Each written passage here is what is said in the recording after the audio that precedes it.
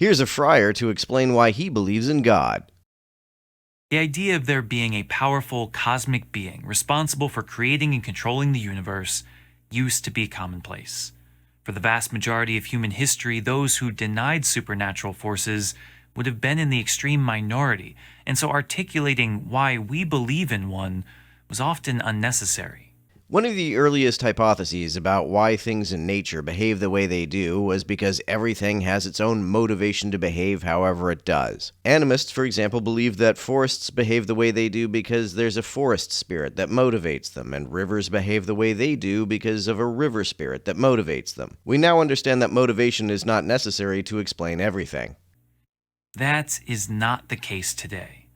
As atheism continues to grow, people of faith are all of a sudden having to defend their own existence. That sounds awfully dramatic. Defending your beliefs is only defending your existence if you make your beliefs your whole personality. Is this not just superstition? Has science not debunked the naivete of our ancient forefathers? Untrained in this sort of debate, some Christians attempt to frame their answer in the atheist language. They try to prove mathematically, prove empirically, that there must be a God. How would you prove mathematically that there must be a God? What would the mathematical definition of God even be? Using logic, pointing to the unexplained, presenting what they believe to be forensic evidence of God's past deeds, they engage the question as if it were a question of science. But this is simply not the case. Our belief in God is not a matter of fact, not a result of verifiable sense data. It's the result of faith. To look for fingerprints or mathematical proofs is to look for God in the wrong places. It's an attempt to replace faith with certainty. And since you can't verify the existence of God rationally or empirically, God's existence is indistinguishable from his non-existence, rendering his existence meaningless in every practical sense. The only fact of the matter, what must guide our inquiry into this question, is that we don't know for certain that there's a God. We don't. At least not in the same way that we know that 2 plus 2 is 4, or that gravity is a force that brings bodies of matter together.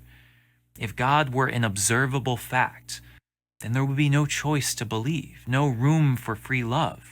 Why is it so important that belief be a deliberate choice? Why does God have such a problem with being scientifically observable? And how would there be no room for free love? Does the fact that your spouse's existence is empirically verifiable mean that you don't freely love them? No faith.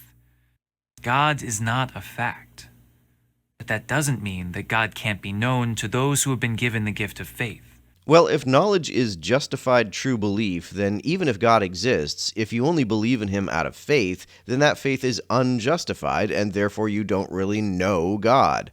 For those who believe, evidence abounds. Yeah, that's what's called confirmation bias. For one, we're privileged with innumerable accounts of those who have witnessed God with their own eyes. Really? What does he look like?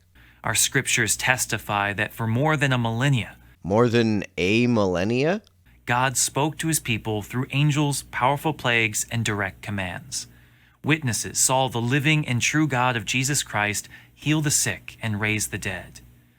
A fraud does not have the immediate success that he had. A fake does not transform an entire region of the world overnight. Well, Jesus also didn't transform it overnight. It wasn't transformed very much at all until Constantine became a Christian. Muhammad transformed the region much more quickly. I guess he wasn't a fake either. People saw with their eyes and professed with their lips a God who worked wonders, who spoke clearly, who heard their prayers and answered them. For many, their testimony is enough to believe. Well, that's not enough for me. This video is called Why Believe in God. I've yet to hear a convincing reason. For the more philosophically minded, we find reason to believe because we cannot imagine an infinite regress of time and space.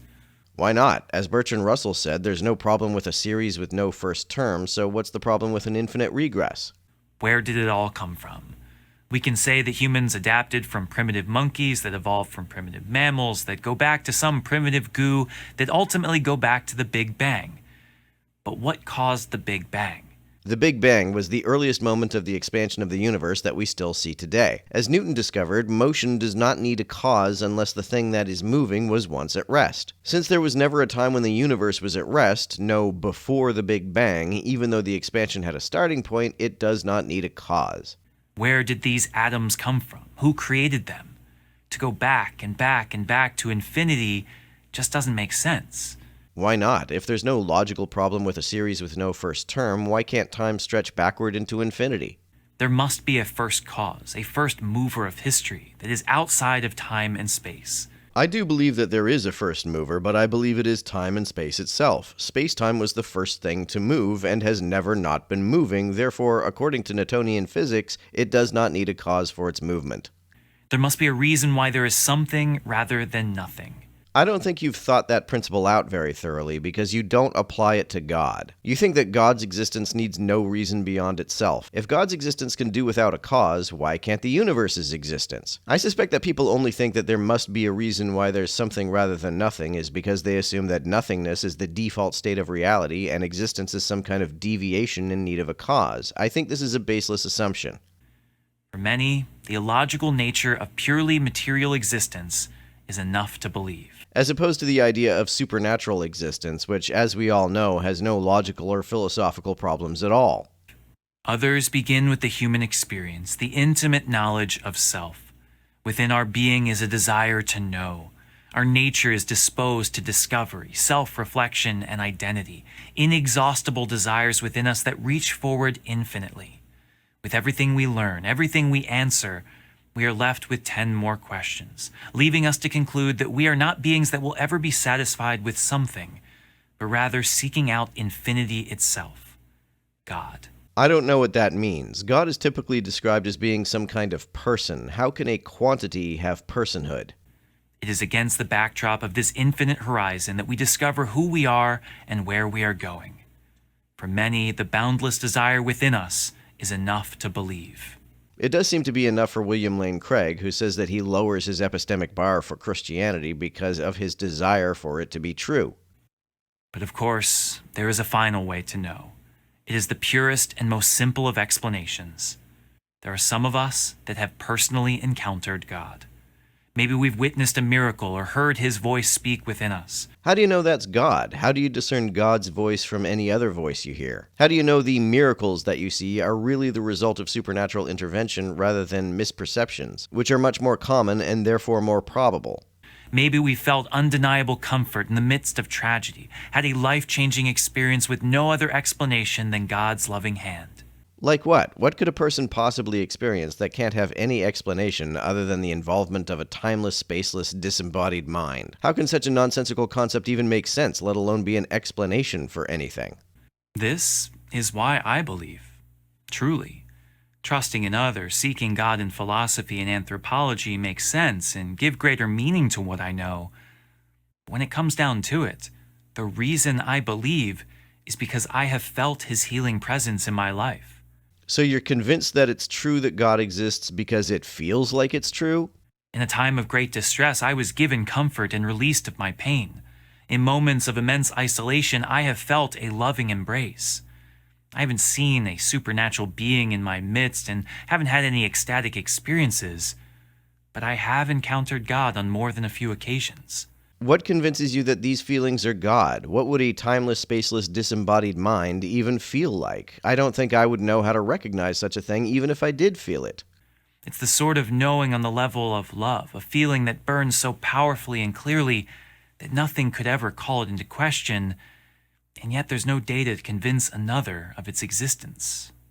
Yeah, there are. There are plenty of things that go on in the brain when you feel certain feelings, and you can actually check for physiological signs of those feelings. But even if there were no way of detecting what feelings a person is having, this analogy only works if you define God as a feeling. If God is simply a feeling, then I would be convinced that he exists if I had such a feeling and recognized it as such. If I'm having the God feeling, then that's pretty convincing evidence that the God feeling exists. What I would still not be convinced of, even if I had such a feeling, is that said feeling is the accurate perception of the existence of a timeless, spaceless, disembodied mind.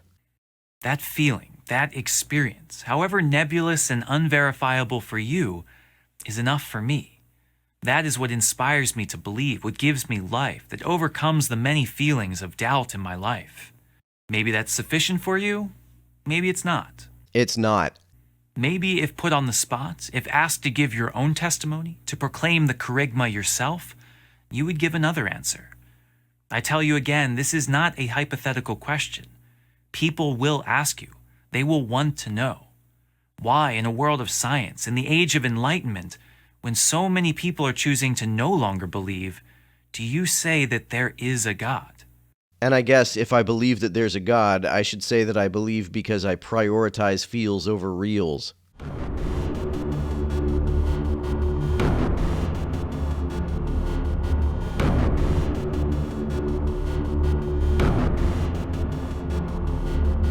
To everyone who helps me out on Patreon, you're a big help. Thanks so much.